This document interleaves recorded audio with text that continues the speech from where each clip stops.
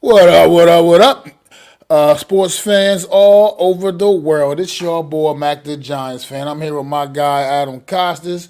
Unfortunately, Zion Zenith is dealing with a scheduling conflict. He should be joining us shortly. And y'all know the wings, the wind beneath our wings. NYG Jeffy T always up here looking down on us. This is the Premium Takes Podcast. Let's go.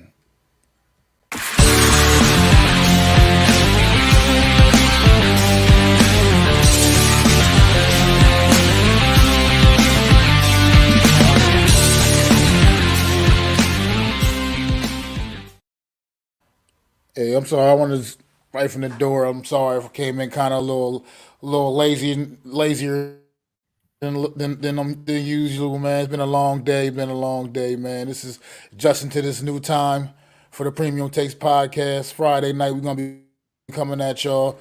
Probably more or less, we're gonna try to get into more the 9 o'clock time slot most of the time, but we starting a little later today.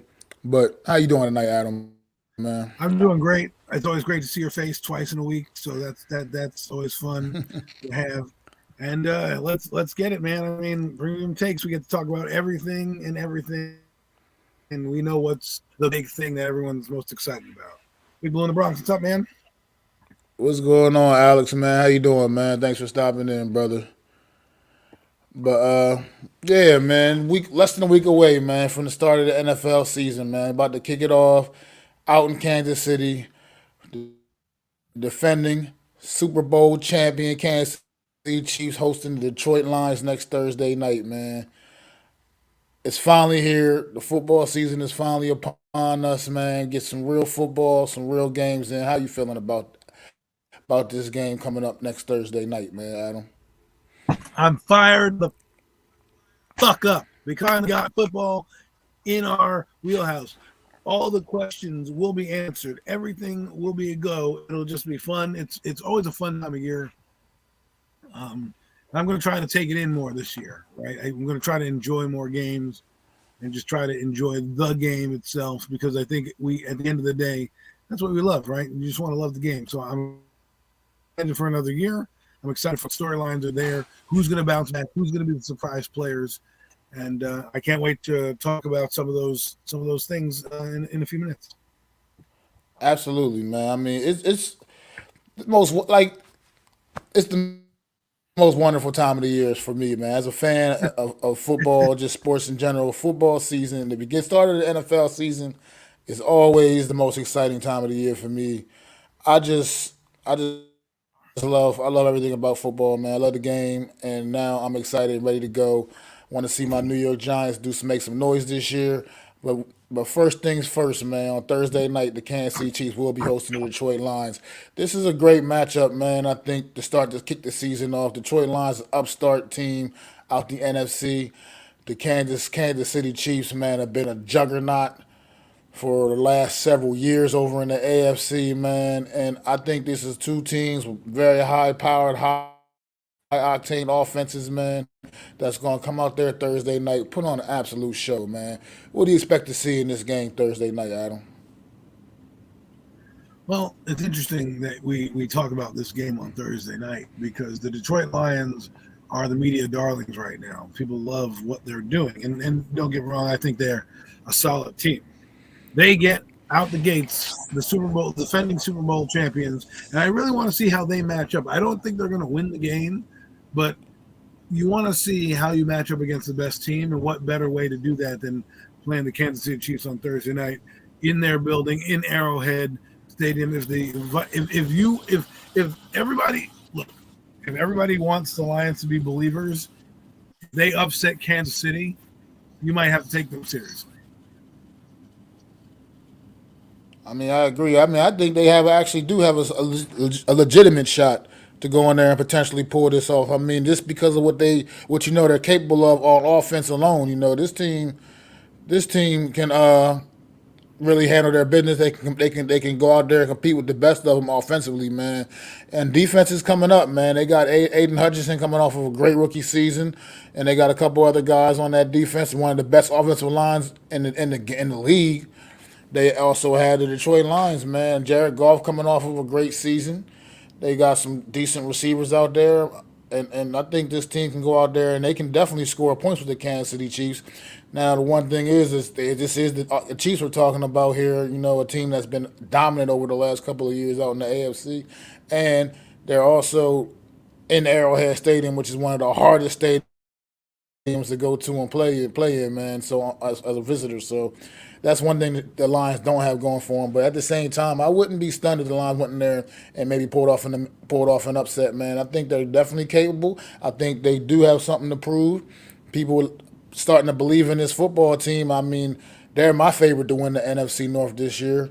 So I just think I'm excited to see what this Lions team is really all about, man. I want to see if they're really ready to the hype. This team fell a little short of making the postseason a year ago, but they definitely was one of the best teams in the second half of the season last year in the NFL, man. So this is a game right here. I mean, like I said, the schedule makers did us all a favor, I believe, put together a really nice game, scheduled a nice game, to kick the season off, man. Well, it's good. We don't always get to see Detroit in a prime time slot, right? We normally see them when on Thanksgiving, the one time a year where they're actually nationally televised. So it's good to see that the Detroit Lions earn their way back into the prime time slot. Now, I do believe they are going to have a decent offense, and really give Kansas City some fits, maybe offensively. But I really just kind of want to see, again, if they lose, I don't think it's the end of the world for their season because it's an out of conference game. But you're going to see if the Detroit Lions truly belong. Okay, because big test, man. They're going to Arrowhead, like you said. I'm excited. I'm excited to watch the Detroit Lions. I mean, I don't think I've ever said that really. I think maybe when I was a kid, when Barry Sanders was on, I'd be like, in Thanksgiving, you're like, oh, Barry's on tonight. I'm excited to watch the Lions. I'm excited to see what they do, to follow their journey. I mean, I'm a Giant fan, obviously, but I'm an NFL fan first and foremost, right? I'm a Giant fan. I loved the NFL before I loved the Giants. So I like to watch these teams, see how their seasons play out.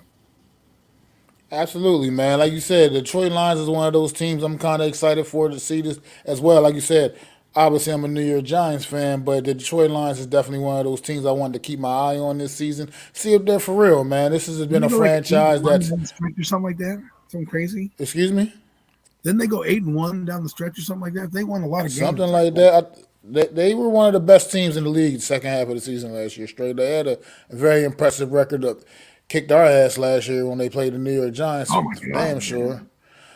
And So I mean, that was a game. That was a game that was kind of one of those crazy things where you didn't think that Detroit Lions, who are sub 500 at the time, are going to come in and beat this Giant team, and it's like that's what happens sometimes, man. It's crazy. yeah, that was the game in which Mr. Wandale Robinson, I believe, if I'm not mistaken, that's the game he got tore his ACL in after having his best game of his young career at the time. But unfortunately, uh, yeah, Detroit Lions, they're definitely one of those teams on the Yeah. rise. We hope so. They've been one of those franchises, been the butt of many a joke for many, many years, and deservedly so. This team always has a way of just kind of just floundering. But this team looks for real now. They've got a got a good head coach in there, a good blue collar head coach, and got this city believing in them again, man. I'm excited to see what the Detroit Lions can do. They got opportunity in the NFC North. Minnesota may have taken a step back. Green Bay is kind of finding themselves again. Chicago's up and coming, but still probably not quite there yet. So Detroit is right there for the taking for the Detroit Lions. And good way to start out the season going against the best damn team. I mean, the best team from a year ago, the Kansas City Chiefs, and seeing where they measure up against some of against the top teams in the league, man. So it's like you said. Also, you don't get to see the Detroit Lions much on prime time. You will get to see them a few times this year because they kind of earned that right by having a pretty strong season a year ago and being a team that people are excited about. But you don't really get to see much of the Detroit Lions, and you get the opportunity to see them on the big stage all to themselves. There's nobody else playing that night, just them and the Chiefs. So it's gonna be fun, man. And plus, it's just football again, man. Football season again, and it's just how can you not get excited for that, man? What's going on, Nemar? What's going on? How are you?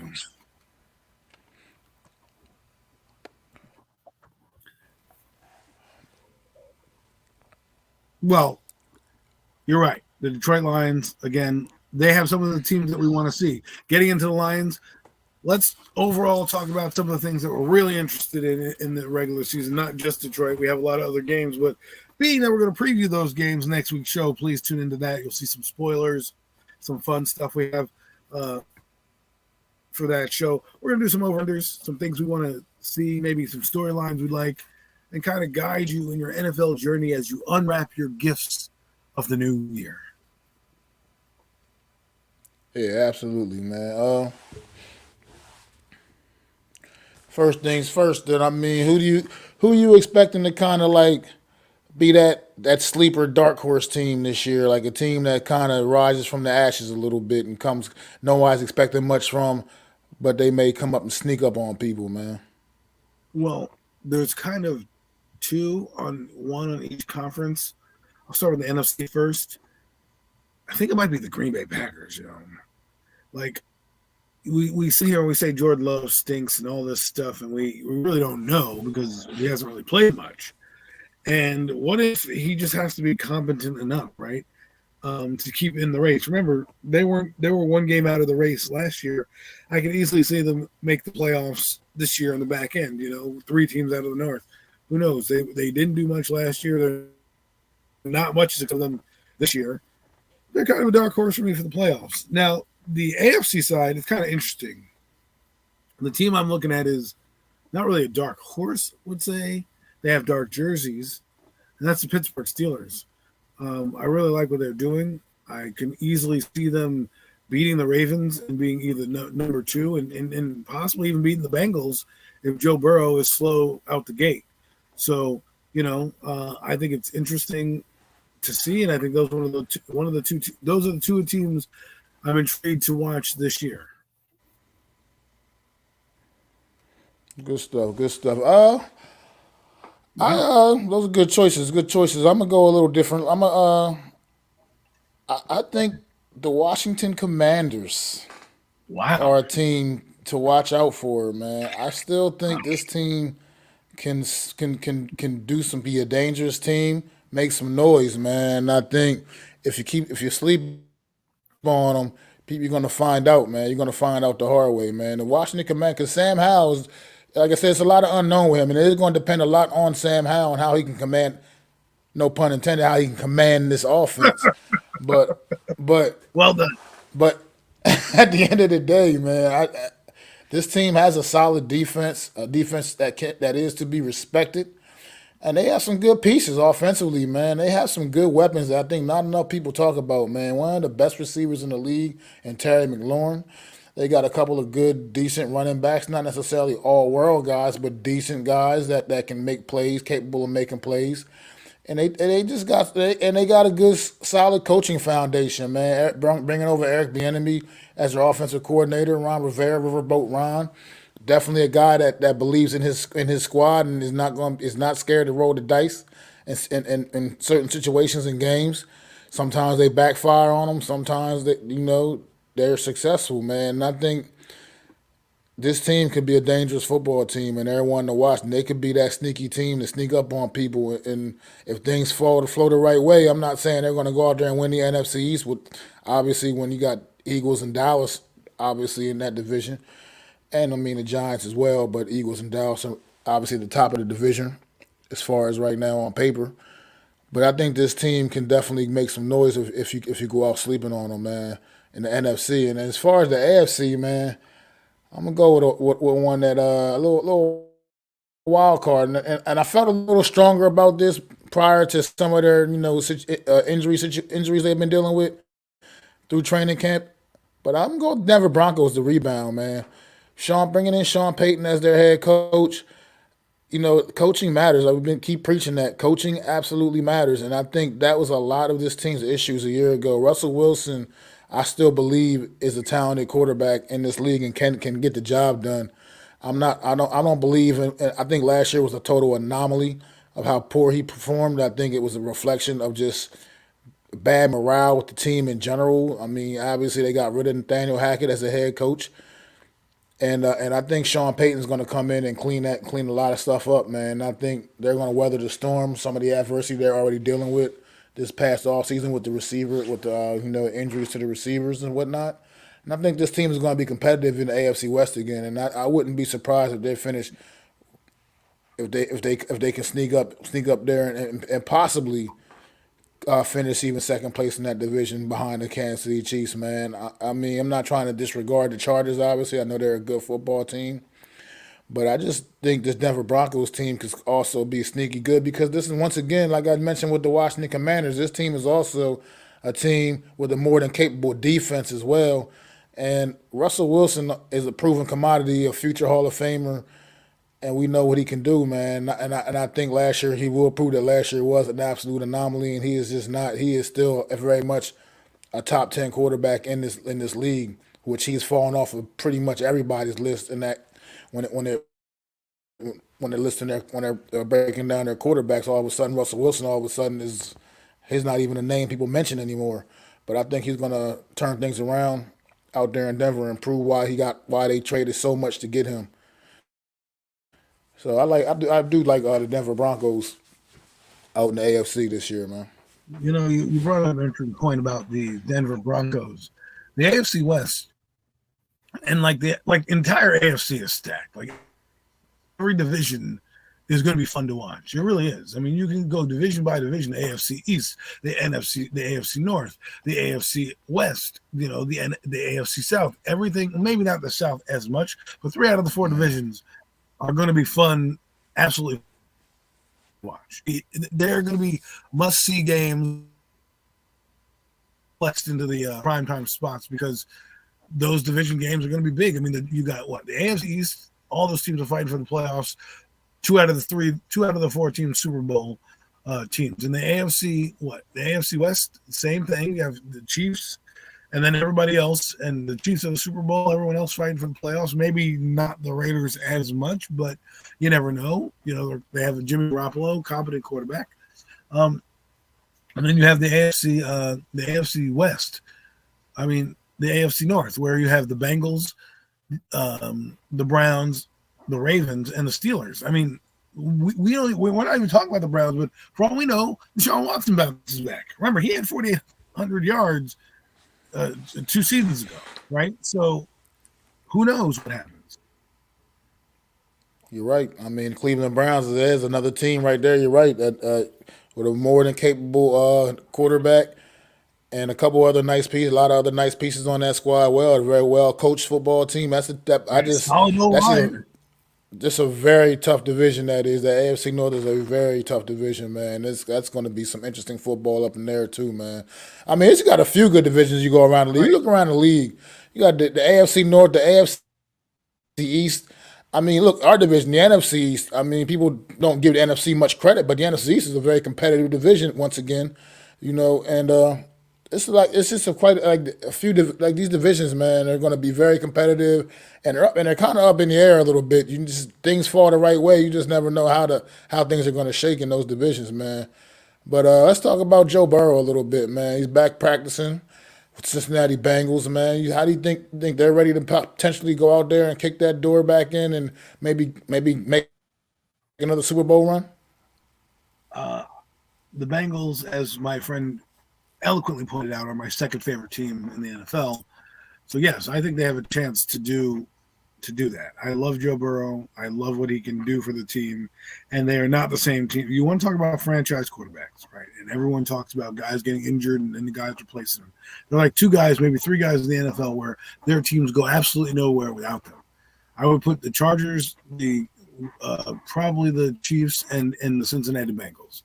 Now, I know the Eagle fans out there, Jalen Hurst is also that valuable of a guy too, but right now these 3 teams I know for a fact can't do anything. I think the Eagles would be able to hold their water for some reason and keep that team afloat. Maybe not a Super Bowl contender, but these other teams, they lose their guys, they're out. Joe Burrow is that guy, okay? And until proven otherwise, they're the team to beat. Remember last year they went 1-0-2 or something like that. So they stumbled out the gate and they ended up getting to the playoffs last year. We'll see if this year they get to the playoffs and can punch their ticket, right? They lost a few guys here and there. We'll see if their defense lives up to it. But remember, the rest of the teams in that division are good. I mean, the Browns, I feel like, have a solid defense. The Ravens have weapons out the wazoo, right? And then you have Pittsburgh, who has an up-and-coming team as well. So the Bengals really cannot let up the gas. They have to go out there and play. So I do believe Joe Burrow is that guy. I think he puts them back in that stratosphere of being a Super Bowl team. I agree, man. I agree. I think it's just a good morale booster to get their guy back out there practicing, looking like he'll be ready for week one, obviously next week. So, I mean, he's missed pretty much all of the training camp with the injury, but at the end of the day, you know who Joe Burrow's capable of, and you know what he means to that football team. So I know they're glad to have him back out there with them to lead the way, man. But staying in the AFC a little bit, the Buffalo Bills, man. You think their window is closing in the AFC East, man, right now a little bit with the emergence of the New York Jets, and we know what Miami Dolphins are capable of. Yeah, how do you feel about the Buffalo Bills, man? And it's the win. I mean, they still haven't been able to kind of get over that hump and get back to a Super Bowl. Do you feel like their window of time is closing, man? That they need it's now or never for them? Well, what they need to do is hope that the Chiefs don't make the playoffs, because if the Chiefs make the playoffs, the Bills basically that's their kryptonite right now, is they can't get over the hump of beating the Kansas City Chiefs, who end up going to the Super Bowl or representing the AFC. I don't necessarily think their window is closing. I do believe that they're still going to be competitive. The only difference is now every team, you can't get cheap wins, right? The Jets are not in rebuilding mode anymore, so you're not going to get two fluky wins that way, and they lost to the Jets last year anyways. The Patriots, believe it or not, are still going to be a valiant team to play, right? They're not going to lie down. As long as Bill Belichick's there, that team is not going to be below 500. So you're going to have a tough out there. And then Miami could easily beat you, and technically they almost did beat you in your own building last year. I don't think their window closes because they have Josh Allen. I think what happens is the other teams are catching up, and it's going to become more competitive. So I wouldn't say their window is closing. I just think that when you have other teams that are catching up, you have to play perfect. And we'll see if they can hold their water. Remember, a lot happened last year for them. People don't realize they almost lost. Their teammate basically died on the field last year. You don't know how that affects a person's psyche going into it, right? Going back, collecting yourself, playing a football game, understanding what you're doing, the stresses of winning. Hopefully right now they're going in healthy, their mind's clear, their teammate is back with them, and maybe they rally around him, and maybe that'll be the inspiration that carries them over. You never know what galvanization can do for a football team. And I just think the Buffalo Bills, as long as they have Josh Allen and Sean McDermott, they're going to be competitive in their division. I can agree, man. I can definitely agree with you. I mean, they're definitely a good football team. It's just something, like you said, and it probably is, I guess it's the Kansas City Chiefs, obviously. Just seems they just can't seem to get out the way. They can't seem to get over that hump. But, last year, Cincinnati Bengals were the ones that went in there and took it to them. Cincinnati were the ones that went and took it to them in the postseason. But again, at the end of the day, it's just that game. If that game was in Orchard Park or wherever they play in Buffalo, I don't know if it's Orchard Park anymore, but it's a different story. They would have had the snow, the element, the cold. The Bengals game, going on the road. I just think this team went through a lot last year. I mean, same thing with the Raiders that one year when they went to the playoffs. When Henry Ruggs, unfortunately that woman passed away because of the actions of some person who did something so dumb and reprehensible. But that team kind of had a lot going on. And, when you lose somebody or, you go through in a situation like that, it takes football out of it. So I understand why they may have stumbled. And that's why this year I think they're going to be more focused and ready to go. And, I wouldn't be surprised they represent the AFC in the Super Bowl. I mean, I don't know. I don't know. I just think everything's. I mean, the Jets coming up with everything, all the hype around the New York Jets. Maybe that's enough to even help motivate the Bills to be like, look, we're still the kings of this division. We're still the ones at the top of this mountain, man. And maybe we'll see, man. The Buffalo Bills are definitely a more than capable football team, man. But let's stay in the AFC. Go ahead. I will say one more thing about Buffalo. Their weakness is their run game. They don't have a dominant run game. Obviously, they don't have a dominant runner. They are going to try to, rely on Cook And that may be their Achilles heel because last year Josh Allen, I feel, tried to do too much, and while doing too much, it led to more turnovers and erratic play. Then I think he also was injured. You're playing through injury. You're trying to overcompensate. So this year, we'll see. Remember, Josh Allen makes a bad offensive line look great because of what he does. If they can be capable of holding up, they're going to be in the tournament, and they could make some noise. It's a matter of timing. Well, I mean, the running back thing, it makes since you brought that up with them is I don't. It's kind of makes you curious, head scratching because there were some definitely capable running backs out there and available, and the Buffalo Bills didn't seem to attach their names to any of them, man. So, I mean, they could have had the Cook brothers back there in that backfield. They had an opportunity to make that happen, and they, So I don't know. Maybe I don't know what their mindset is, what their game plans are, how they. I guess they feel like they're comfortable with just the running back situation that they have. But I think I do agree with that as well. Like that's something that seems to hold them back a little bit. Is just that's like that one big weakness on their offense is not having that consistent guy that really can that tote the rock for them, man. But staying in the AFC right now, man, for another one. About how do you feel about Trevor Lawrence entering this year, man? This is year number 3 for Trevor Lawrence. I believe. And how do you feel about Trevor Lawrence and Jacksonville Jaguars, another team on the rise in the AFC? Man, most likely think they're going to win the AFC South this year. How do you feel about the Trevor Lawrence? He's an intriguing player. When he came out, they said he was generational, and then he kind of took a down year in Clemson, and then he came in with obviously Urban Meyer, and that didn't go too well. He still threw for like 3,000 yards, and I have stats in front of me right now. Let me pull him up, actually. Oh, hey, Zion, welcome to the party. So Trevor Lawrence, I just think he could be flirting with an MVP if that's how good he could be. Like, I'm not saying he's going to be that good, but he has the traits to be that exceptional of a quarterback. Last year, remember, his first year, he had 3,600 yards, and then he threw 60 touchdowns.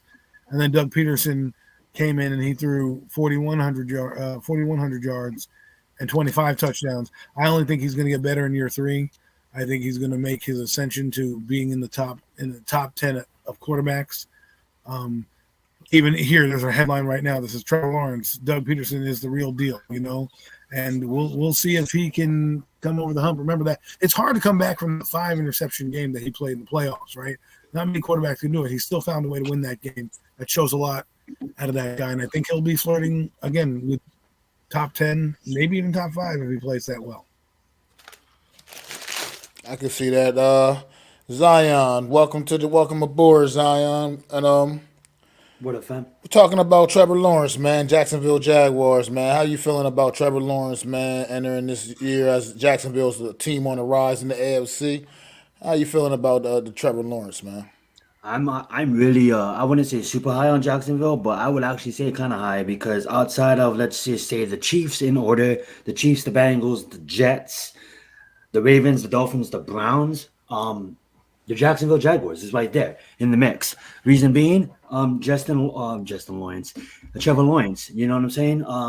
The coach, Doug Peterson. The thing about Doug Peterson is he came in and he had to fix a cluster F that was the Urban Meyer Jacksonville Jaguars, and we all know what mess that was. And I was totally wrong believing in a coach like Urban Meyer, thinking that he had a chance to coach in the NFL, which he absolutely didn't. Okay, and then what he was able to do. Now a lot of people are looking at this team as a dark horse pick. Reason being, I mean, like when you go, Adam just explained it perfectly. When you go and you are down in like a lot of that, let's just look at Bosa and be like, oh, come on, what are you doing? But being honest, I mean, like when you're down by that much, you're not supposed to come back. You're not supposed to. It's just not supposed to happen. But that's what makes this guy special. The prince that was promised. People don't just call him that. The prince that was promised. That's his nickname for a reason. This guy with a head coach and an actual football team around is showing why he got picked and why he was being talked about since his rookie season at Clemson, and why my fellow co-host has him winning the MVP here soon. So I absolutely love the Jaguars. I'm high on the Jaguars, and right there perfectly. Calvin Ridley. People forget how good this guy is because of his whole gambling suspension. Calvin Ridley is a true number one receiver, and he's about to take this league by storm, and he's going to show you why he's a true number one. And I can't believe that. Not can't believe. I just I can't believe that the Jaguars are actually being talked about as a not just like a 1 year, like as a repeat contenders in the AFC playoffs. Okay, it's not going to be one and done. This is going to be something that I believe that they are now like the Lions. You guys probably touched on the Lions already, but a team that suffered for too long and ready to. Remember when the Buffalo Bills was nobody, guys? Outside after those first Super Bowl losses, they kind of went downwards, and now look at them. I think I say the same thing for the Lions and the same thing for Jacksonville. I don't want to go on to too long, but I'm gonna leave it at that. So what's going on, Logan, man? Welcome aboard, bro. Appreciate you, man. Stopping in, man. But Alex, like he said up here, Calvin Ridley is a big time X factor. I tend to agree with that, man. That's going to be something that's not being talked about nearly enough. Adding a dynamic weapon like that to this Jacksonville offense.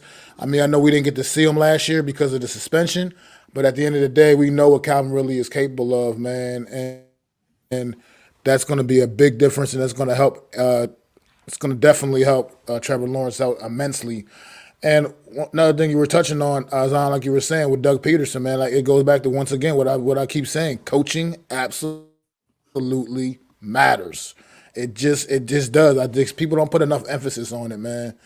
And Alex said here, he's the difference between the Jaguars just winning the AFC South and being eliminated, and the Jaguars making a deep run. Definitely agree, man. I definitely agree, man. But Doug Peterson is definitely, to me, he's that guy. He's because he's such a brilliant offensive mind, and he just knows how to structure, how to run an offense. He knows exactly how to put people in the right places, man. And now this Jacksonville team is really putting together something really special down there, man. And it's unfortunate they play in that Jacksonville market where there's not much interest down there. It seems like for an NFL franchise, but at the end of the day, they're still giving people something to get excited about, man. I think they're putting a lot of hype on Trevor Lawrence, putting a lot of pressure on him a little bit. Not see how we'll see how he can handle it. He's in pretty much everybody's top 10 now. All of a sudden, kind of out of, just out after the season he had a year ago, which was a pretty good year. But now he seems to put that extra pressure on him now to take that next step, and we'll see what this kid can do, man. But I think he's definitely capable. He has the tools and he has the weapons around him. I mean, they locked in Evan Ingram, a guy we all know and love. Adding Calvin Ridley, adding Calvin Ridley, to the mix with the additions they made the year prior to last season. Yeah, this Jacksonville team, and let's face it, they're in a weak AFC South division, so it's theirs for the taking, man. So we'll see what they can do, man. But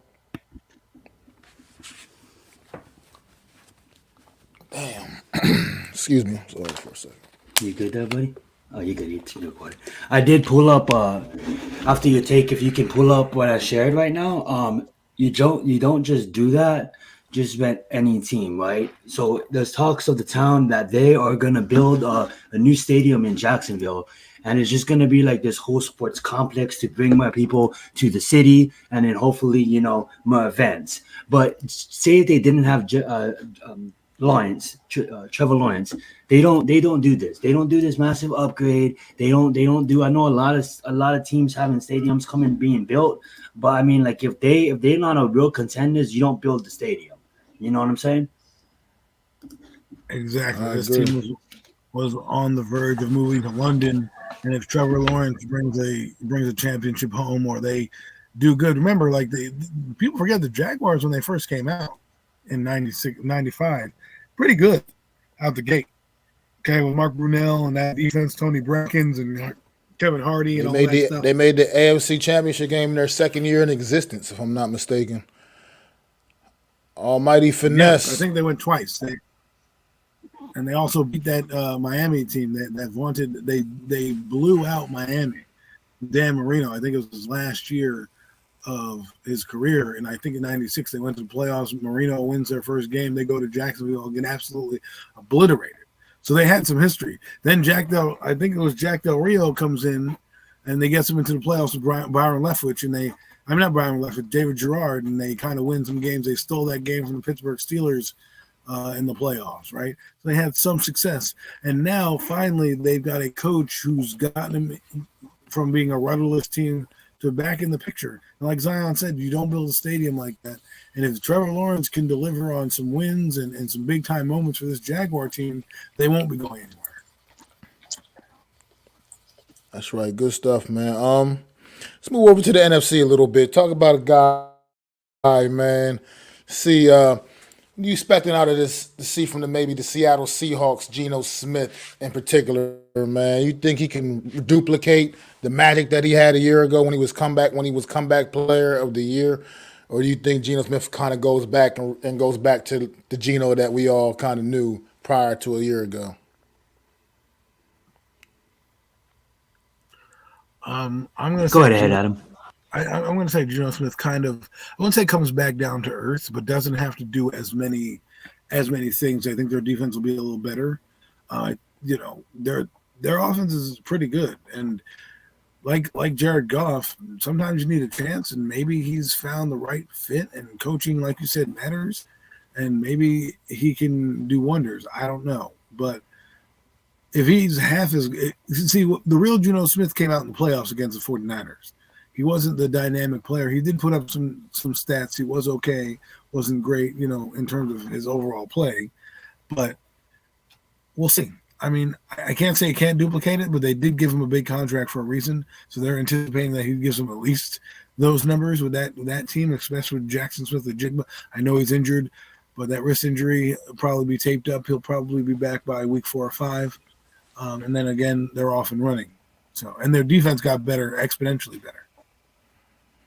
That would be Kenneth Walker, Almighty Finesse. That's who their running back is. Kenneth Walker, man, he's an animal. Yeah, thank you, because I was just about to look that up. I totally forgot. But yes, Walker is their running back, and I totally forgot that Jackson Smith and Jingba was injured. But once he gets healthy, that's another dynamic ripping. But not to take up too much time, I totally agree with Adam. He still shows that he still proves that he deserves to be a starting quarterback, but he kind of comes back down to earth. He doesn't go all the way back down to Geno's level. I think what you just said perfectly, coaching matters, and that pair between Pete Carroll and Geno Smith, it just works. Zach Taylor had 3 wins, about to lose his job. He gets Joe Burrow, obviously, boom, look at them now, a mainstay in the AFC Championship game. So that being said, coaching matters. That pairing between Geno Smith and Pete Carroll is amazing, and I love it. And let's get it going. I don't think he does as good, but he's still going to produce numbers. He's Seattle. I have them making the playoffs, a good built team. Too bad they's playing the same division as the 49ers, but hey, we play in the same division as the Cowboys and the Eagles. So it is what it is. I mean, Geno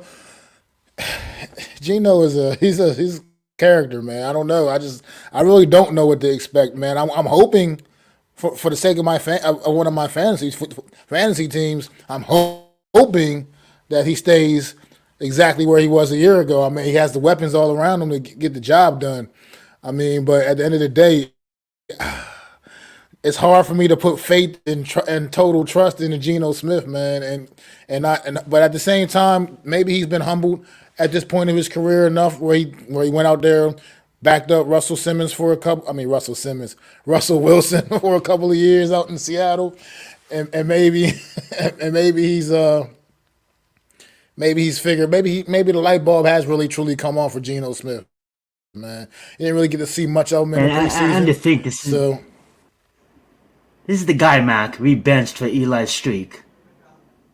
Well, I mean, that's always gonna. It's night and day difference. Like, where was this Geno when we had him on roster? Well, what is going on? Well, to be fair with that, Geno, they wanted to see that Geno. That's why they brought him in. The problem with the benching had nothing to do with Geno Smith. It was the right move at the time when it happened. It was the wrong guys they put in. Yeah, the wrong guy. You don't start Geno Smith. You start Davis Webb. What? You start Davis Or was it Webb, NASA? But whatever the fuck, whoever it was, yeah. or if you're going to do that, the way they did it, they half-assed it. It wasn't Gino's fault. I don't blame Gino for breaking the streak. I can't blame him for a coach's decision and an ownership decision. I mean, owner got egg on his face in that move. But again, this is what the Jets hoped they were getting out of Geno Smith. All we heard was immaturity. He didn't study. He wasn't the guy that they thought he was. He had exponential potential. Guy coming out, second round pick, strong arm, played West Virginia air raid type style offense. He was a pretty good player there for the West Virginia Mountaineers. But then sometimes New York has a thing of eating people up, right? You get the wrong vices, you make the wrong things, you get punched in the face by your teammates. That doesn't leave a good taste in your mouth. Now you go to Pete Carroll, who, mind you, he came in as a backup quarterback. He came in backup Russell Wilson because Russell Wilson was starter. And then he got injured with the thumb, and Gino came in and played pretty well, kept them in games where they were like, okay, we could trade Russell now. Geno Smith made Russell Wilson expendable. And that's on Pete Carroll, and that's on knowing what he's got there and finding the best. And maybe he motivated Geno Smith. I don't know what Pete Carroll does. Gave him a stick of gum and said, here you go, man. Chew on this. Well, I mean, Pete Carroll is absolutely one of the best coaches in the National Football League, future Hall of Famer. Obviously, man, because with the success he's had and things he's done. I think he should be in the Hall of Fame at least. But at the end of the day, we'll see, man. We'll have to wait and see. I'm hoping for the best. Imagine if he won a Super Bowl with Geno Smith. Imagine that. Just imagine that. I mean, that would be awesome. Crazy, huh? That would be awesome, but I don't know about all that. I don't know if I can go quite that far with it. But Geno, I'm hoping for the best. Like I said, hold down. You helped me win the fantasy championship a year ago. Let's do it again, bro. We back to defend that thing. Let's do it again, man. And that's why you took him, because he won you your last league. I love that. That's an excellent choice. It's a dynasty league. It was a dynasty league, so I just had him. He was a keeper. Got you. Yeah, but let's move on to another guy. Not just necessarily focus on the quarterback, but we talk about the team, just the team in general a little bit. Another intriguing team, a team might be on a rise a little bit, but they're still not quite there yet. Let's go to the NFC North, talk about the Chicago Bears a little bit. The monsters of the Midway, even though they're not necessarily quite that anymore. How y'all feeling about the Chicago Bears being on the uprise, led by Justin Fields, young quarterback Justin Fields, and adding some new pieces around him and DJ Moore and whatnot? I think the Bears defense is totally underrated, and I have them winning at least 6 games this year. If you look at my rankings that I'm doing on my channel, guys, not to plug my channel, but I do have them finishing in the 26th position. I think with Justin Fields getting a ripping like DJ Moore, a true number 1, and I believe they still have homie they picked up from the Steelers at number 10. I'm totally blanking on his name right now. Claypool. Yeah, Claypool. Claypool, thank you. I have them being much better. A lot of people forget too. They did bring in, I believe they brought in Tremaine Edmonds from Buffalo, and that's a nice pickup because that is like a leader on defense. That's the quarterback on defense. And they did bring in some notable pieces. They brought in I believe Paris Johnson Jr. I know that's Cardinals. I'm sorry. I believe they the Tennessee guard. I believe they have Keyshawn. DJ Moore is there. I'm sorry, I'm totally forgetting his name. I believe it's Kalijah Cansey. I believe they bought in. That's gonna help them out on the line. They did have a really good draft, and I really think that Justin is a good quarterback, and he just needs a team around him. So it's still the Bears. They're gonna be a lot more better. At first, I know I'm dragging this on. At first, I had the Green Bay Packers finishing last, but then I just forgot how good the defense in Green Bay is. So I still have the Bears finishing last, but they are gonna finish at about six wins, I believe.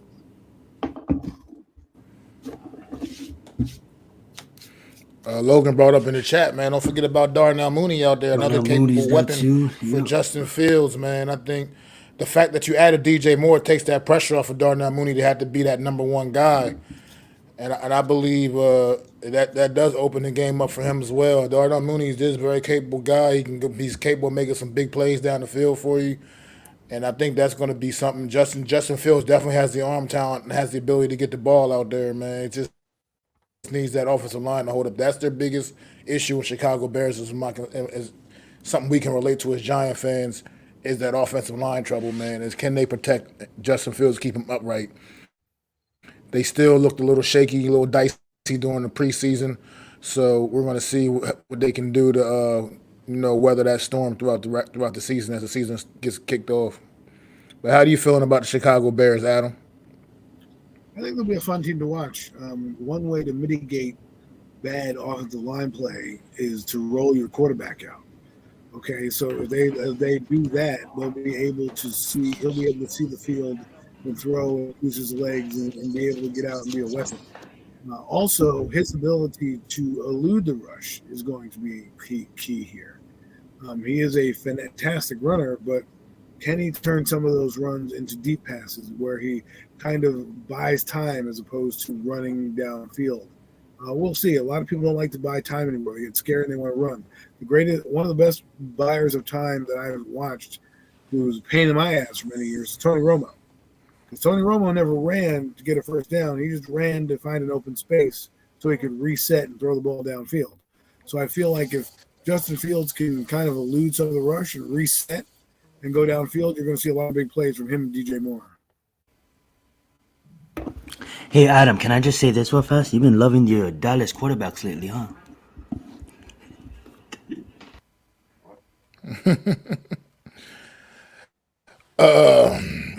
Speaking of quarterbacks, let's move on to another quarterback, man, real quick in the NFC, keeping it in the NFC. Let's go down south now, man. Derek Carr, man. You think how significant do you think the addition of Derek Carr to the New Orleans Saints, what that means to that organization, what that does for them? Does it get them back to a point level that they once were? I mean, you're not going to act like take it to the Drew Brees when had Drew Brees, slinging the ball over the yard, but you think the New Orleans Saints are ready to be competitive once again in the NFC, let alone and also in that NFC South division, which is probably the weakest division in football? I think Derek Carr's going to surprise you.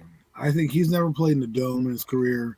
Okay, this is the guy coming to a perfect situation. The guy who's a West Coast quarterback that don't got to play in no elements, that don't got to do nothing but just sling the ball around to all the weapons that he has. This is the best receiving core he's had in his entire career. Now, I know he had Devontae Adams for a few years in with the Raiders, but now he's got, Chris Olave. He's got Al.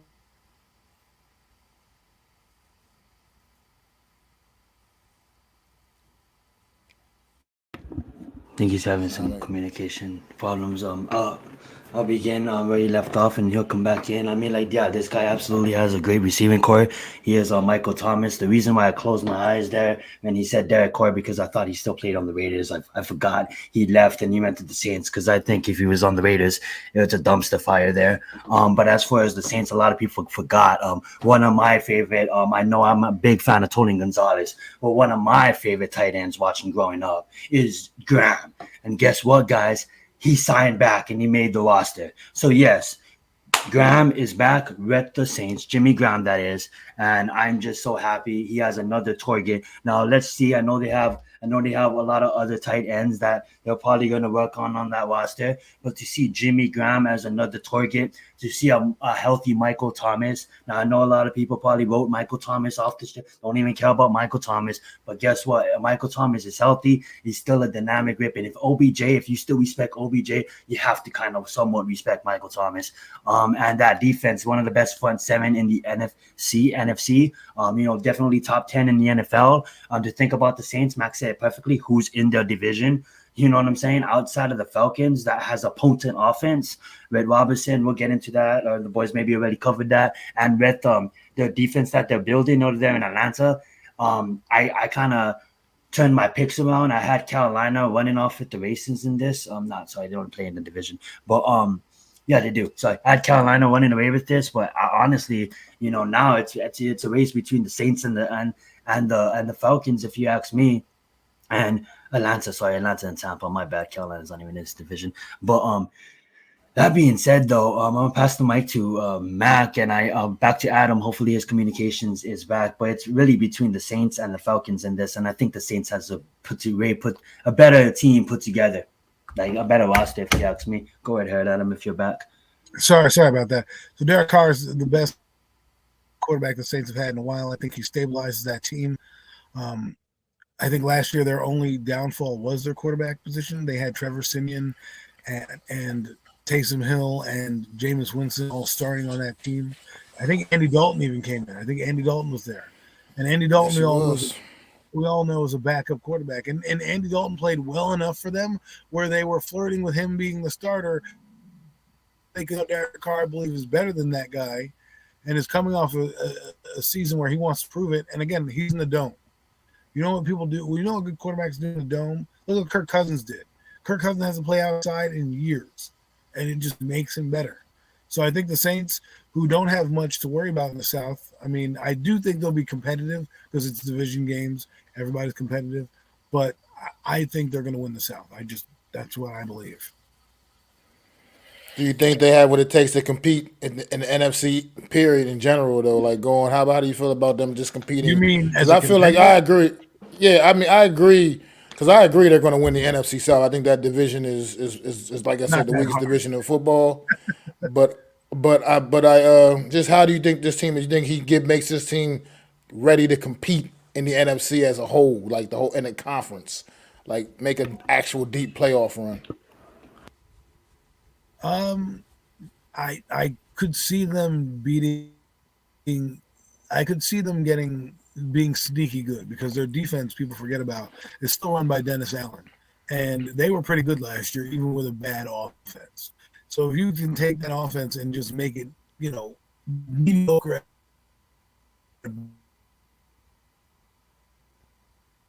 team has a All shot at right. being pretty good. So yeah, we'll see.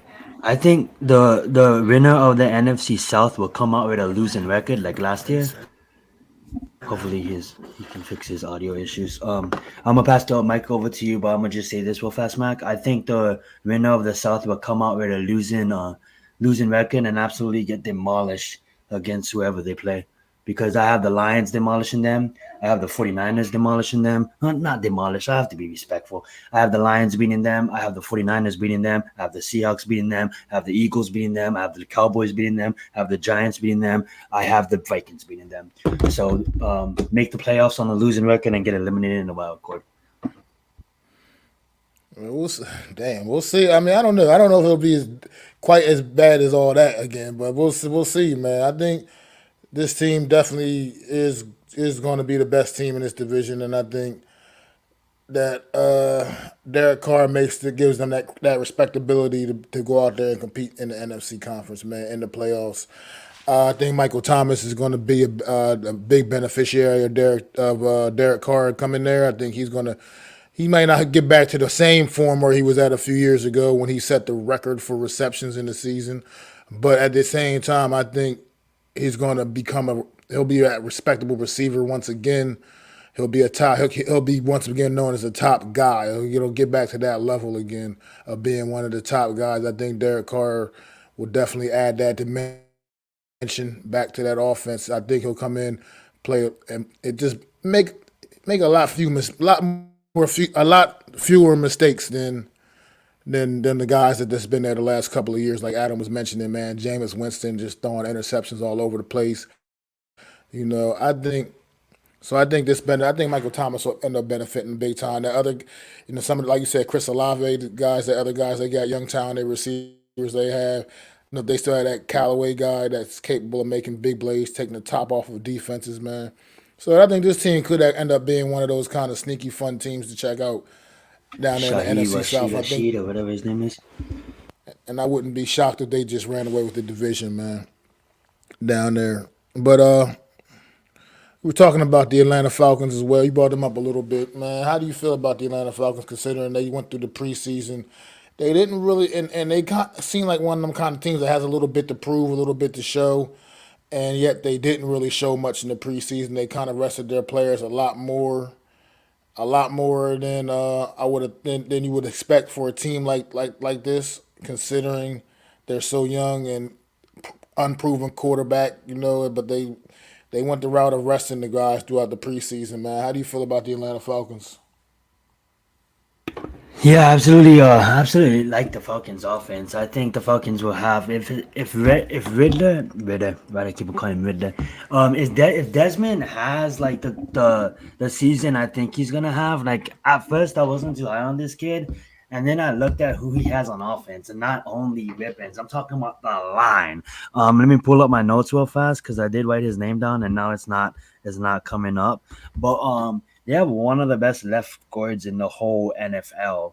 And you guys, Chris Landstorm. I mean, he's one of the best white guards in the NFL. Their center's pretty good. If you look at the wide receivers, they got Drake London, they got Matt Collins. Now, Matt Collins may not be everybody's like household name, but Matt Collins catches the football if you watch Matt Collins play. If you look at Kyle Pitts. Like Kyle Pitts is a monster. I think Kyle Pitts is gonna have a breakout over 1,200. Yeah, I said that over 1,200 receiving yards. And if Desmond knows like what I think he's gonna do is he's gonna be like somewhat like Jalen Hurts last year. That's exactly what it's gonna be. I mean, like he has the ability to run the ball. His accuracy may not be the best, but at the end of the day, it is gonna take time. But guess what, guys? Guess what? What does a rookie quarterback rely on? The running game, right? The tight ends. Kyle Pitts, I just mentioned, but let's get into the running game. This guy, Mac, right above me, he absolutely loves this kid. He's been hyping him up, deservedly so, because this kid is I'm saying, he's a generational back, man, without even taking a snap.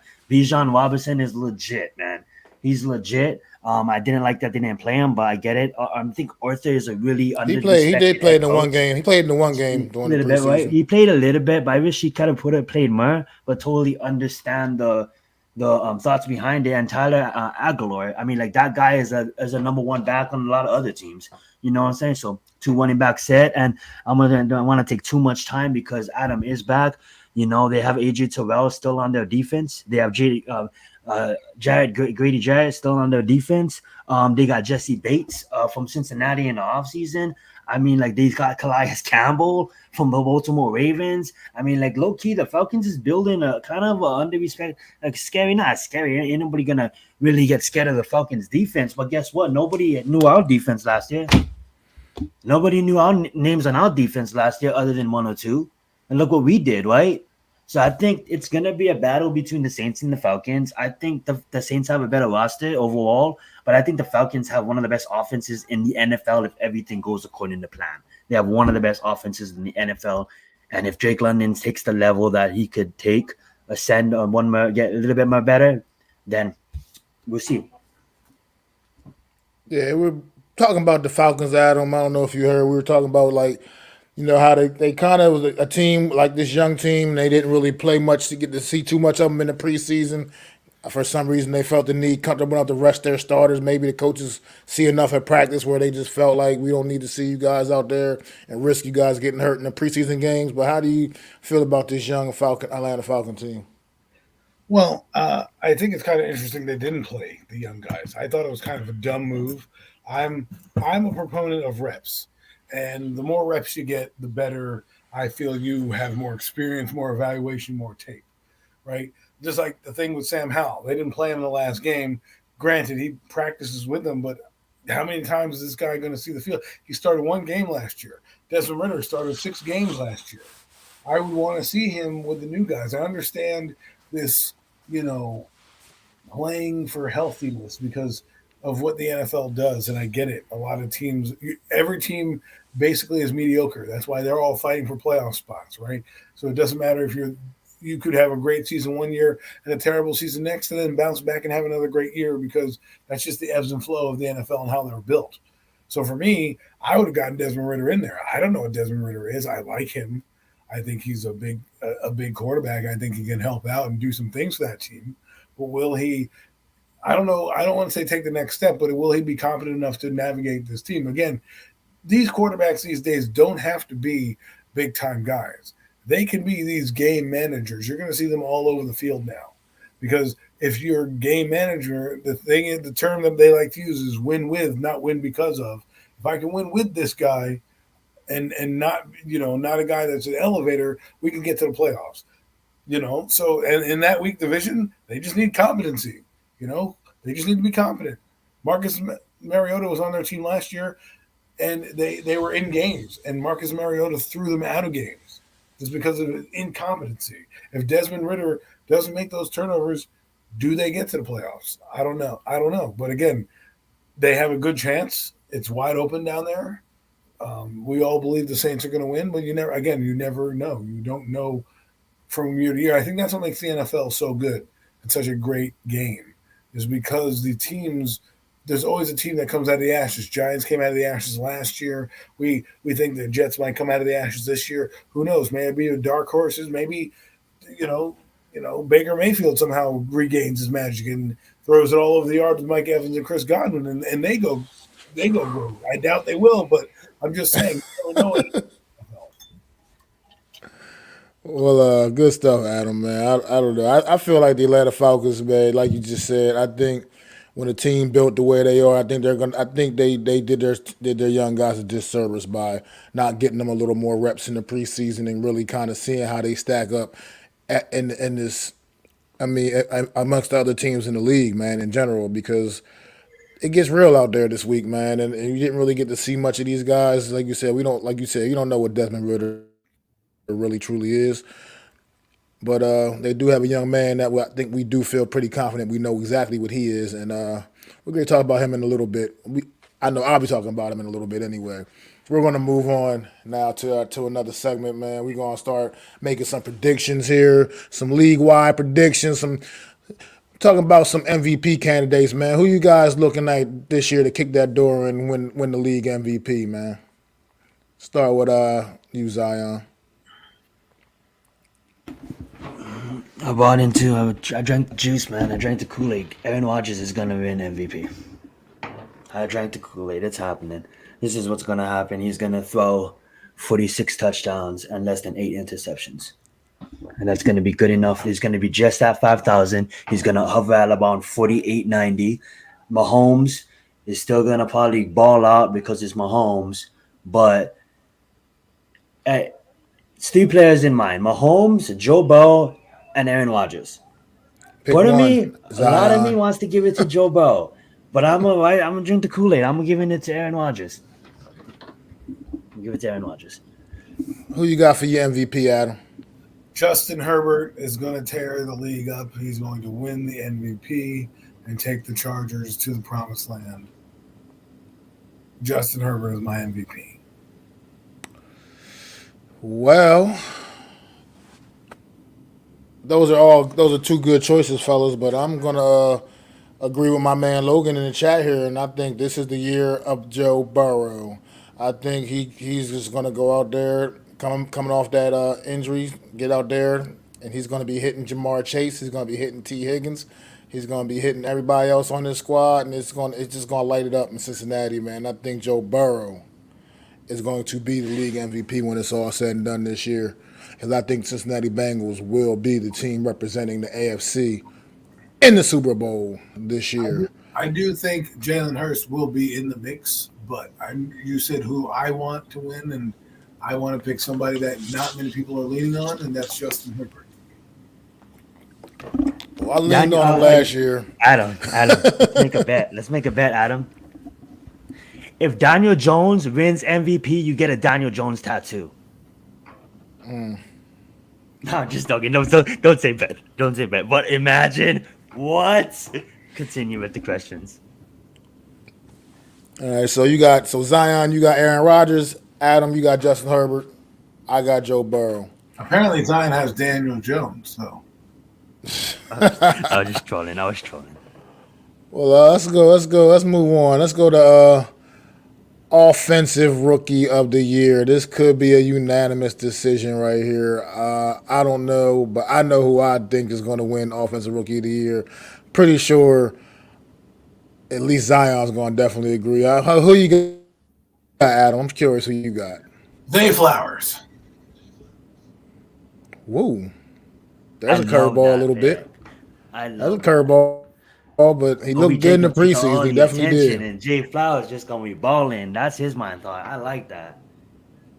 I mean, I do have to say mine. Now you already know, Mac. I'll let you cover it. I got Bijan Robinson, and I'm gonna pass the mic to Mac.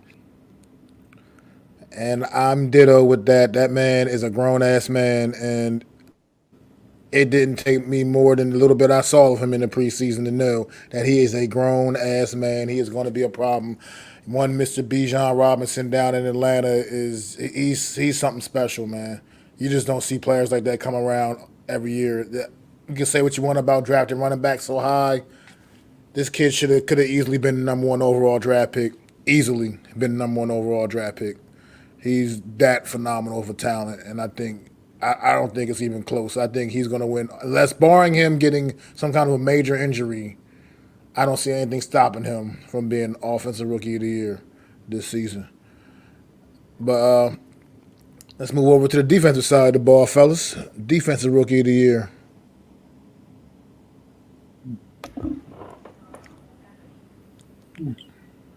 It's gonna be a cornerback. I'm having a hard time choosing one. It's not. I don't think it's gonna be Banks.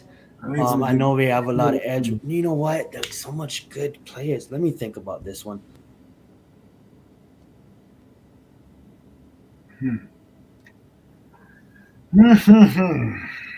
Interesting. Oh, Will Anderson, yeah, he could be a beast.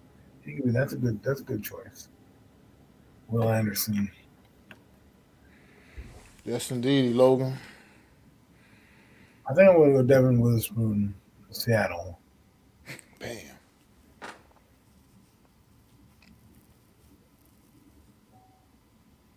I just think he's the best corner prospect, and he'll be able to be featured in that defense. They already had a pretty good corner in Tyler Wooten and Kobe Bryant out there, so he'll fit right in, and I think he'll be better than we think. So. I got mine. It was between Witherspoon and Emmanuel if I was to go with cornerbacks, but I just changed mine. This guy got stolen. I have Miles Murphy from Cincinnati, best safety in the draft, and I have Miles Murphy winning MVP.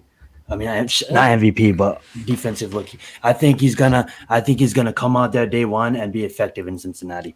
And you don't see that often. You mostly see like Will Anderson and defensive linemen win it. But at the end of the day, like I think Miles Murphy is a really good player, and I'm gonna have him as my defense. Interesting selection, Isaiah. Interesting selection. I was gonna go Witherspoon, but just for the sake of redundancy, man, I will switch my pick up, man. Now, see Logan in the chat switched his up. Said he meant Witherspoon, even though Will Anderson was a very very good pick, brother. I don't mean you had to back away from that one. Nobody's mad at you for that pick either. But I'm gonna actually go a different direction, and it's just because of a couple of plays I saw this kid make in the preseason, man, and yeah, he plays for division rivals. Our division rival, Philadelphia Eagles. I'm going to go Jalen Carter here, man. Jalen Carter looks like he is going to be quite the disruptor in the middle of that Eagle defense, man. I'm going to lean. I'm going to go in that direction and say he potentially wins Defensive Rookie of the Year, man. Something that dude's once again another guy that fell further down in the draft than he should have, and of course the Eagles swooped in and got his ass. And I just think this dude's gonna be a disruptor, man. He made some couple plays that stood out to me in the preseason. Looks like he's the real deal, and this Eagle def he's gonna help keep this Eagle defense rolling. So I'm going Jalen Carter. So what you had? You had Witherspoon, Adam. You had who'd you say? Zion, Miles Murphy. Miles Murphy, and I got Jalen Mm-hmm. Carter, man.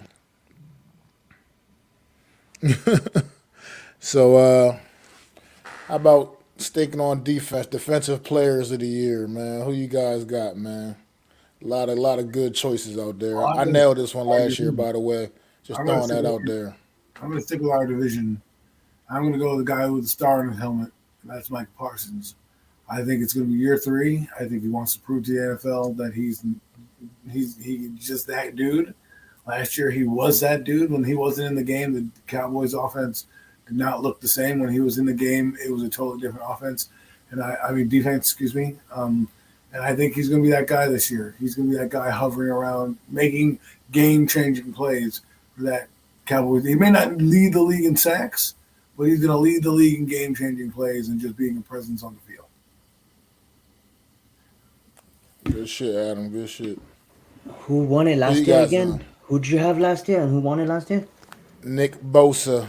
Nick Bosa. I nailed it right on the head. Called it. Yes, I did. Right on this very show, doing the exact same, making these exact same predictions. Your boy Mac the Giants fan did indeed nail that pick last year.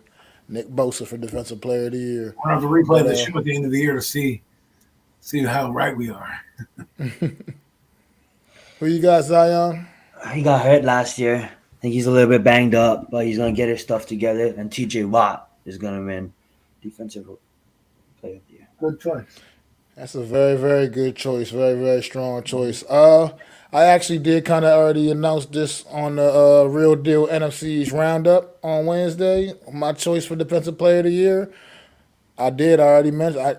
With my same agree with Adam, man. 100%, man. I think Michael Parsons, man, kicks in that door, man, and it's going to be Defensive Player of the Year. I think he's finally going to just get that individual accolade that's been eluding him the last couple of his first couple years in the league, man.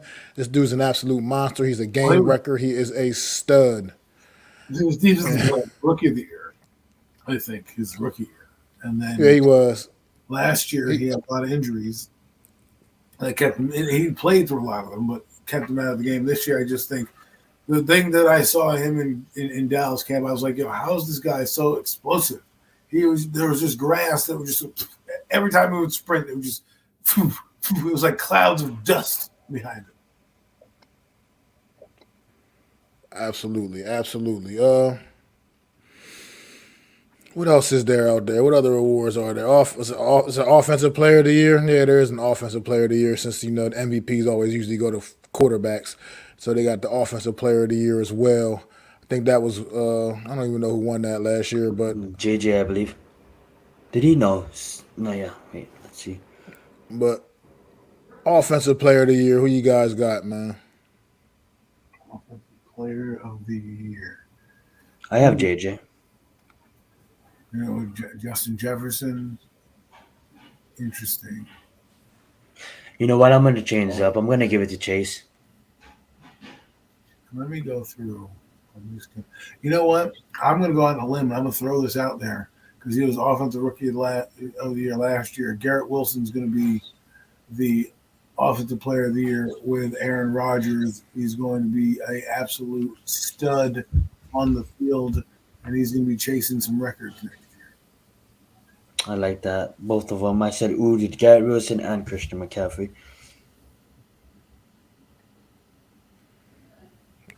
So Logan got Christian McCaffrey in the chat. Almighty Finesse got DK Metcalf. Interesting choice there. Michael Thomas is not that far off of winning Offensive Player of the Year, gang. You said Michael Thomas. Yeah, look, he's right up there. In 2019, you know, you were just talking about him. He wasn't that far off. It's like 3 years ago, he just won Offensive Player of the Year. So if he gets his stuff together, the Saints guys, watch out. But yeah, go right ahead. Who do I got for Offensive Player of the Year? That's tough. I mean, there's so many just good offensive weapons all around the league.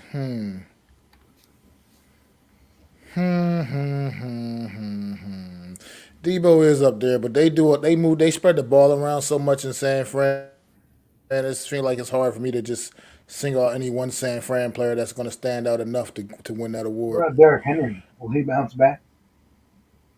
I mean, that'll be a potentially good choice. How about a guy that may have something to prove, man? And he plays in New York for the Jets. But I'm not going Garrett Wilson. I'm going for a guy they just recently signed, man. Mr. Dalvin Cook has something to prove. Let the world know that he is still a top running back in this league and did not deserve the treatment the Minnesota Vikings gave him this offseason by dismissing him like garbage the way they did. Well, if he has a big year, the Jets are having a big year. So Yeah, I would agree with that, Mac, because you got to think about too. Like Hall is a beast, and he's gonna get his. You know what I'm saying? So like it's gonna be like I don't know how much snaps Dalvin Cook will get, but if Dalvin Cook gets offensive, yeah, they're in the Super Bowl. Well, we I like will. that. I like Well, that. we. Well, we will see. We will see, man. What's going on, Nep, man? Thanks for stopping in, my bro. That's my homie Steve Nepper, man. Good friend of mine. Thanks for stopping in, bro. But CD Lamb for Almighty Finesse, man. Interesting. A guy that comes back to haunt Mac. Don't worry, Mac. I'm sure Daniel Jones will come haunt me. Who you guys got maybe for Coach of the Year, man? Some top coaching candidates. It's gonna be I have Mike. What's his last name? Oh my God, I can't think of it. Um, hold on. The Jets coach. I'm sorry. The Jets coach, Robert Robert Sala. Sala. Why did I say Mike? Robert Sala. I'm sorry. Yeah, Because you I were was thinking thinking of about Mike McDaniel's in my in the you're thinking about Dolphins. my guy, Mike Tomlin, is going to come back with Yeah, yeah. There you go. because the Pittsburgh Steelers are going to be That's a better than we great one. think. That's a great one. I like that. And I got why is his name escaping me too out in Denver, man, right now. Damn. Hey, I beat you. Yeah, Sean I Payton. meant Robert. I said Mike. But Yeah, Sean Payton. I got Sean Payton. I think Denver has a bounce back season. I think he gets that team back to credibility. And I think he'll be coach of the year, Sean Payton out in Denver, man. But I mean, I guess that's that's facts, about. I Almighty. mean, we That don't is have to. facts. Dalvin Cook can't play in the passing game. I don't know if we need. I don't know. You want to go into all the comeback player of the years and stuff like that. I don't know. I just want to start predicting those. I don't know. That could be. Those could be literally anybody. Mac the Giant fan, comeback player of the year. So But Michael Thomas. you want to make some predictions for the game next Thursday, man. Like, how do you see that game shaping up, Zion? You weren't on earlier when we were talking about it. Yeah, so I told this on Douche stream not that long ago. Shout out Big Blue Crew. Um, I have us, it's sloppy. It's week one, guys. It's gonna be a tough out. I'm praying that we go out there and smash, and Hyatt goes off for like 150 yards, and we go crazy, and Waller gets 3 touchdowns. I want that. you saw But what at the end of the day, Detroit. let's The keep it Kansas City realistic. Chiefs and the Detroit Lions, bro. I'm not talking Oh, about that I thought game. you guys. My bad, my bad. I was gonna give the score for the Giants game.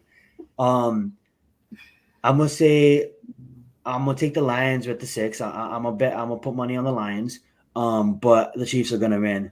Um, but they're gonna win only by a field goal because I think it's gonna be a hard, tough fight.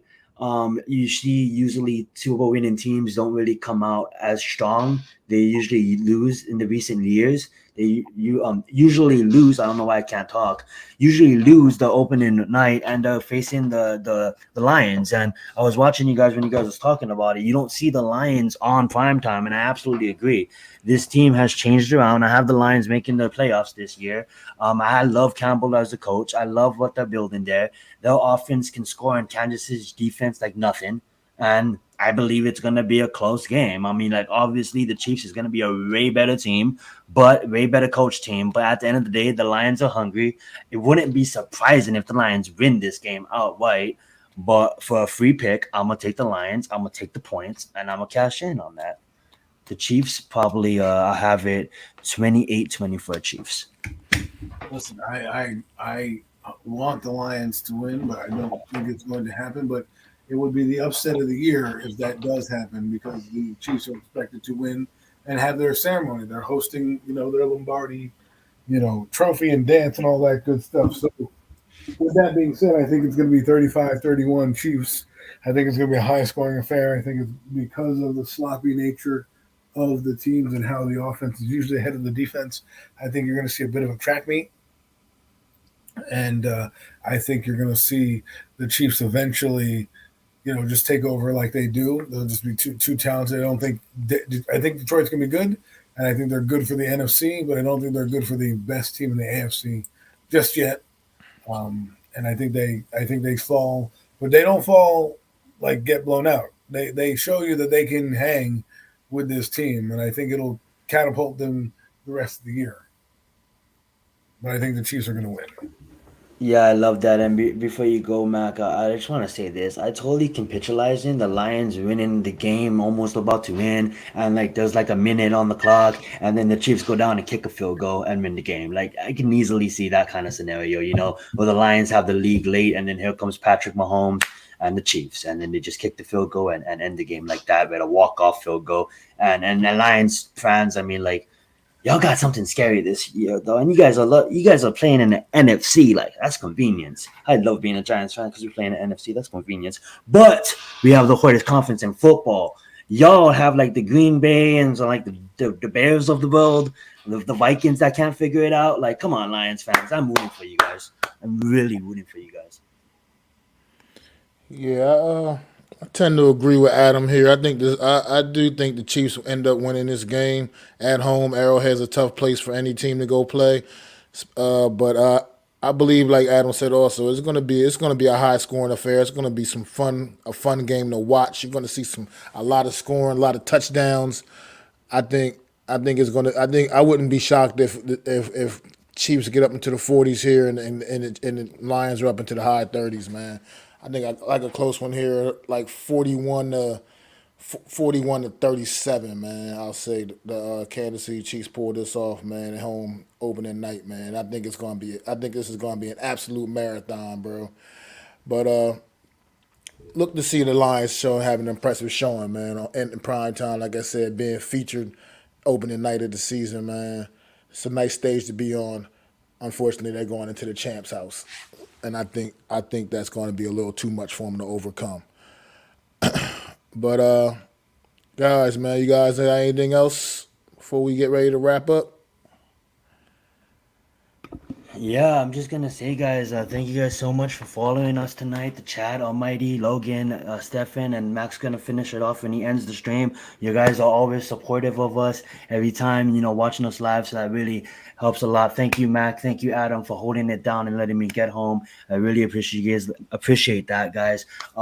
Before we leave, I do want to ask Mac and Adam, we was gonna do a fantasy draft, guys, but schedules and things got busy, so we canceled that. But we are gonna probably keep track of our records. So we all probably got the Chiefs winning. So we'll probably cover the other games going into the kickoff next Friday the 8th.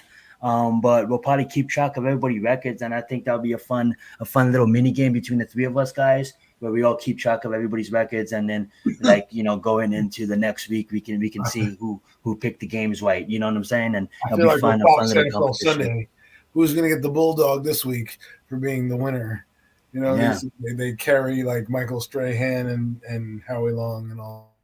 Oh yeah, who's gonna be the lone wolf? You know what I'm saying? Let's get it. Yeah, you got any final words, Adam? This is it, man. We're here. We're finally kicking off the season. There won't be any more questions. We're going to get a great opening night with the Chiefs. Obviously, we get to see them on prime time, but the Detroit Lions. We really get to see where we stand. I think it's going to be an absolutely fun season. I think every team has some intriguing storyline that you can follow, whether they're the Houston Texans, whether it's the downfall of the Tampa Bay Buccaneers, the growth of Young in Carolina, and whether or not, teams like the Jets or the Bengals or even the Giants, Cowboys, Eagles, all those teams, where will they end up? Where will they be? Will they be number one? Will they be number three? Will there be a repeat NFC East champion? Will Kenny Pickett take the next step? Will the Lions be the NFC North champions? I can go down the list of how many intriguing storylines there are just in this particular season, and more so than I think in the past year. So it's going to be something to watch. It's going to be exciting to cover and follow and bring it to you guys. Our new night, Friday nights, it gives you a chance to talk with us, chat with us, preview the games, and I think it'll be a lot of fun going into the season. This will be our first year where we'll be actually doing the NFL season, and I think it'll be a fun follow. And may the best predictor win. I mean, Almighty Finesse. I don't know. I don't know if I can agree with you on this Buccaneers thing, man. That team looks like it's headed down long season, man. Like they about to have a long Them season. and the Cardinals. But Can I add one more thing, Mac? After. yeah, but and I do agree with this though. I think the Bears will have a sneaky good season. I think the Bears will be one of those sneaky teams, man, that to watch out for. I do agree with that one. Don't agree with the Bucks one, bro. But thanks for stopping in, Almighty Finesse. What you got, Zion? Yeah, real fast. Absolutely. Just a shameless plug. I am ranking all the NFL teams going into the 2023 season. So make sure you go up on my channel. I got 6 videos already launched. There's probably gonna be 25 videos launched in the next 6 days. So make sure you go on there, see where your team ranks. Even though we're mostly all Giants fans, we're starting from 32 and we're working way all the way down to 1. I'm on the 26th team right now. That video will be released by the end of the night, if not early tomorrow, with a handful of others. So go to my channel, go to Adam's channel, of course, Mac's channel. Go subscribe and support us. Really helps out, guys. It helps with the algorithm and it motivates us to make better videos for you guys. And thank you so much for always supporting. Absolutely. Well said, Zion. Thank you all for coming out, man, to another edition of the Premium Takes Podcast. Once again, as usual, like you all, you can join me and Adam Costas on Wednesday for another edition of the Real Deal NFC East Roundup. You know what I mean? We'll be getting y'all ready for week 1 with all the teams in the NFC East. Let y'all know what's going down, who's winning, who's losing, who's doing what, who's going to be in first place after 1 week. All that. We got it all covered for you Wednesday. Me and Adam on the Real Deal NFC East Roundup. And definitely make sure y'all tune in next Friday night. We'll be right back here. We'll be breaking down that Chiefs-Lions game from Thursday night, and we will also be getting you ready for all the rest of the matchups week 1, giving y'all some predictions there, letting you know who's winning, who's going to let y'all know who which rookie quarterback may come out week 1 and get their first career win, all that good stuff, all that fun stuff. Y'all just got to tune in to hear it, man. You know what I mean? You got to be here to be all about it, man. So tune in next Friday night, and we'll be back with y'all, man. I'm MacDaGiantsFan. That's Zion Zenith. That's Adam Costas. And y'all know Jeff is always here with us. Throw them 4s up for my guy, Jeff, man. This has been another edition of the Premium Takes Podcast. Pass.